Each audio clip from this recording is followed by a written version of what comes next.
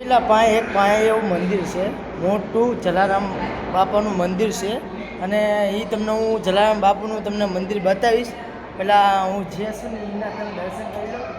જય મહાદેવ, પાર્વતી માતા, મહાદેવ, હર હર મહાદેવ. પછી અંકોર આપણે હનુમાનજી જોઈ શકો, હનુમાનજી બરાબર, એટલે જલારામ બાપુ બરાબર. પછી રામ અને લક્ષ્મણ અને સીતા બરાબર, અને કૃષ્ણ ભગવાન અને રાધે. કયા માતાજીનું મંદિર મને ખ્યાલ નથી, તમે કોમેન્ટમાં જણાવજો. ગણપતિ બાપા બરાબર.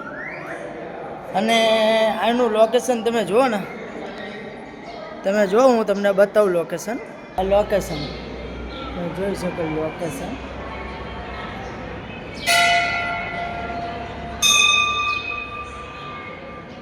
લોકેશન જોઈ શકો. બીજી બાજુ ઉપર જોઈ શકો બરાબર બરાબર. મિત્ર દાદા ભાઈ આપણે પૂછવી, અને આપણે આ ઘાટુનો દાદા આ લાકડું રહ્યું, આ લાકડું આની અંદર ખીલ્લી આવે નહીં, લાકડાની ખીલી, લાકડાની ખીલ્લી, ક્યાંય લોખંડ નહીં, ક્યાંય લોખંડ નહીં, પ્યોર ધાતુ લાકડાનું, પ્યોર લાકડું જ. બરાબર. જંગલી શાક છે, જંગલી શાક, જંગલી શાક બરાબર. આ કાકાએ કીધું એ તમે જોઈ શકો. અને આ લાકડું લગભગ 2006માં લાકડું બનાવ્યું હતું, 2006માં બરાબર, અથવા 2026 સાલે. ને એ પહેલાંનો ભાવ ને અત્યારનો ભાવમાં ફેર પડે બરાબર.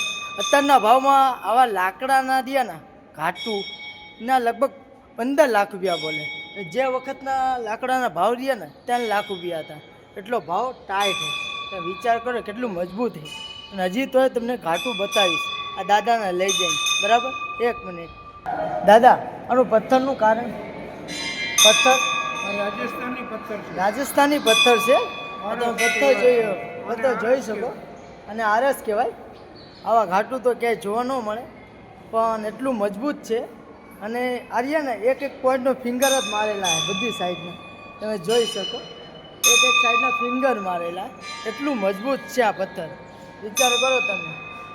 અને નથી લોખંડ કે સિમેન્ટ, સિમેન્ટ નથી કે લોખંડ નથી, સિમેન્ટ નથી, લોખંડ નથી. ના, આખા મંદિરની અંદર, આખા મંદિરની અંદર બરાબર. આ જો આખા વિશ્વમાં મંદિર નથી, આ એવું મંદિર છે. કયું મંદિર છે આ? જલારામ બાપા, જલારામ બાપાનું બરાબર. અને જો વિડીયો ગમે તો કદાચ કોમેન્ટમાં જવાબ આપજો. જય દ્વારકાધીશ.